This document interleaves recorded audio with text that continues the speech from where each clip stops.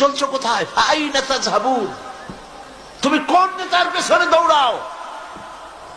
নামাজ নাই, রোজা নাই, পরকালের বিশ্বাস নাই, মদ, জুয়া, জেনা, ব্যভিচার কি না করতেছে।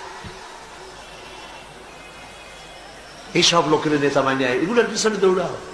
অথচ নেতা দিয়েছি মুহাম্মদ রাসূলুল্লাহ সাল্লাল্লাহু আলাইহি ওয়াসাল্লাম। দুনিয়ার শান্তি চাও, পরকালে শান্তি চাও, ওয়ানে ইবুদুনি, আমার গোলামি করো। আর সোজা রাস্তা বলে দেওয়ার জন্য আমি দায়িত্ব নিয়েছি, সেজন্য আমি নবী দিয়েছি।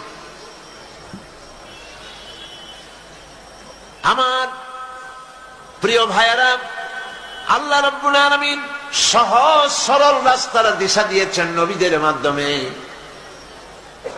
আর সেই নবীদের মিশনের সর্বশেষ নবী হলেন মুহাম্মদুর রাসূলুল্লাহ সাল্লাল্লাহু আলাইহি ওয়াসাল্লাম।